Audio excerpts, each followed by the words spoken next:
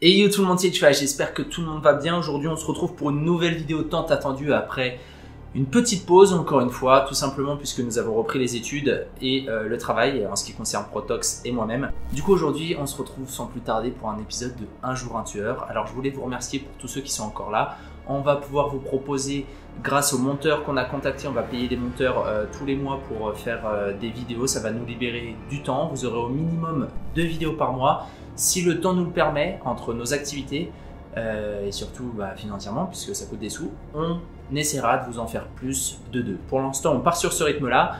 Mettez-vous dans l'ambiance, on est parti pour ce premier épisode de Un jour un tueur.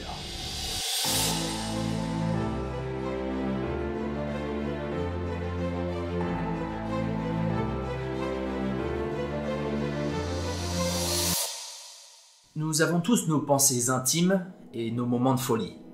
Mais ce n'est pas pour autant que nous cédons à celles-ci.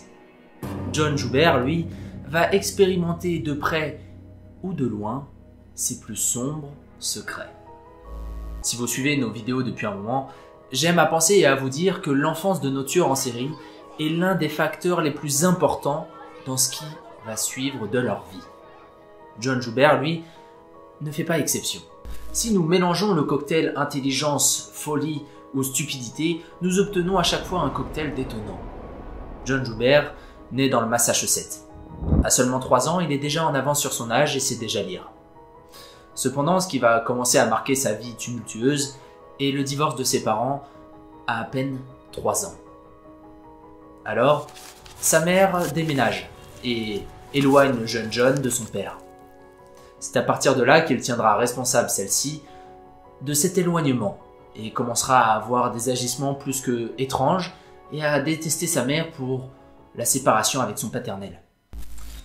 Pour pallier à ça, sa jeune mère va devoir alors avoir une éducation stricte, voire sévère et même limite, le faisant passer pour quelqu'un d'incapable, le rabaissant et ayant la main plus que l'eau. Monoparentale, lorsque sa mère part au travail, elle engage une babysitter. Et c'est dès ses premiers instants que notre John va avoir des fantasmes plus que étranges. Imaginer la tuer, la ligoter ou même la manger. Il rend responsable cette babysitter ainsi que sa mère de l'éloignement avec son père. Par la suite, il transférera ses pensées plus que particulières envers les inconnus qu'il croisera dans la rue. John Joubert est le plus maigre et le plus petit de sa classe. Il est timide, réservé, ne réplique pas et devient le souffre-douleur appelé à l'époque Jujube. C'est lorsqu'il rejoint les scouts qu'une idée mûrit en lui. L'idée de commettre son premier meurtre. En 1974, à 11 ans, il déménage à Portland. À 12 ans, il comprend qu'il est homosexuel, le vit très mal et ses camarades se moquent de lui. 5 ans plus tard, le 12 décembre 1979, il commet son premier acte étrange en poignardant avec un stylo une jeune fille de 9 ans nommée Sarah Canty.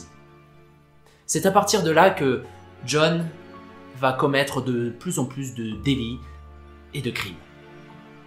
Il s'est senti par ce premier acte sexuellement stimulé quand elle a pleuré de douleur. Le jour suivant, il a pris une lame de rasoir et a frappé une autre fille à la bouche alors qu'il passait devant elle à vélo. Il a étranglé un autre garçon et a savouré le pouvoir de l'intimidation et a commencé à poignarder ou à frapper les autres au hasard. Lors d'un de ces moments de folie, il croisera un jeune homme qu'il décidera de poignarder au cou. Le jeune homme s'en sortira indemne, si ce n'est qu'il écopera ni plus ni moins de 12 points de suture. À cette époque, John n'a pas encore tué, mais s'exerce et apprend à manier les armes qui l'entourent. C'est alors que le voisinage s'inquiète et interdit alors aux jeunes enfants de sortir seuls dans la rue, et offre même une récompense conséquente à toute information qui pourrait permettre d'arrêter l'agresseur de ce jeune garçon.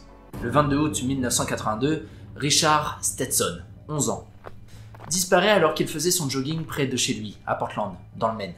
Un automobiliste a alors trouvé son corps le lendemain matin, allongé au bord d'une route de campagne. Et bien qu'on ait d'abord cru qu'il était un fugueur, les résultats de l'autopsie ont montré que Stetson avait été étranglé, puis poignardé à plusieurs reprises à la poitrine. Plus étrange encore, des marques de morsures sur le corps ont été infligées par un ensemble de dents humaines. Les enquêteurs n'avaient pas de preuves solides sur lesquelles travailler et un an s'est écoulé avant qu'un suspect de 24 ans ne soit inculpé pour le meurtre de Stetson. Les accusations ont été rejetées en février 1984 et 2 autres victimes figuraient alors sur la liste à quelques 2400 km de là. Danny Joe Eburn, 13 ans, livrait des journaux à Bellevue au Nebraska lorsqu'il a disparu le matin du 18 septembre 1983. Sa bicyclette et ses journaux ont été retrouvés à l'intérieur d'un portail, à la 4e maison sur son parcours. Mais Eburn est resté porté disparu jusqu'au 21 septembre, lorsque les chercheurs ont arraché son corps des mauvaises herbes. Partiellement déshabillé, il avait été poignardé à plusieurs reprises, puis jeté là où il a été trouvé. Les inspecteurs ont remarqué des marques de morsure sur le corps et ses chevilles avaient été attachées avant sa mort. Mentalement dérangé, on peut le dire, notre cher John associait le sexe à la violence. C'est pourquoi il avouera qu'après chaque acte criminel qu'il commettra, étant sexuellement stimulé, il se masturbait. Le 2 décembre, un certain Christopher Walden, 12 ans, a disparu alors qu'il se rendait à pied à l'école Papillon dans le Nebraska, à environ 4 km de la scène du meurtre d'Eburn. John s'est avancé vers Chris et l'a menacé de son couteau, lui ordonnant de monter dans la voiture. Là, il le conduit hors de la ville, à l'abri, et lui ordonne de se déshabiller, puis de s'allonger. Le jeune Chris, évidemment très courageux, refuse et se bat avec son agresseur avant de lâcher prise quand Joubert se met à le poignarder dans le dos. Il lui tranchera la gorge si violemment qu'il manquera de peu de le décapiter. Poignardé à plusieurs reprises, ce sont des chasseurs de faisans qui retrouveront son corps 2 jours plus tard, mutilé et poignardé.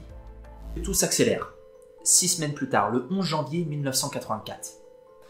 Un jeune homme, rôdant près d'une école, l'école Bellevue, est remarqué par une enseignante. Une altercation commence, le jeune homme la bouscule et la menace de mort avant de s'enfuir vers une voiture. Heureusement, dans tout ça, le gardien a pu noter la plaque de cette voiture. Donnant celle-ci à la police, elle ne mit que très peu de temps avant de retrouver la trace de cette voiture de location qui appartenait, évidemment, à notre cher John. John Joubert, alors âgé de 20 ans, est retrouvé à la base aérienne d'Ophult. Les perquisitions des casiers et des quartiers de John ont permis de retrouver une corde qui a servi à mutiler et surtout attacher ses anciennes victimes, ainsi que d'autres cordes qui serviraient probablement à d'autres meurtres et un grand couteau de chasse. Il fut immédiatement emmené par les forces de l'ordre en garde à vue. Robert K. Ressler, le profiler en chef du FBI à l'époque, avait élaboré une description hypothétique qui correspondait en tout point à Joubert. Joubert a alors avoué avoir tué les 2 garçons et le 12 janvier a été inculpé de leur meurtre. Après avoir initialement plaidé non coupable, il a changé son plaidoyer de culpabilité. Plusieurs évaluations psychiatriques ont été effectuées sur Joubert, l'un d'eux le caractérisant comme ayant un trouble obsessionnel compulsif et des tendances sadiques, et souffrait d'un trouble de la personnalité schizoïde. Un panel de 3 juges l'a condamné à mort pour les 2 chefs d'accusation. Joubert a également été condamné à la réclusion à perpétuité dans le Maine qui n'avait pas la peine de mort. En 1990 pour le meurtre de Ricky Stenson, après que les dents de Joubert aient été trouvées pour correspondre à la morsure.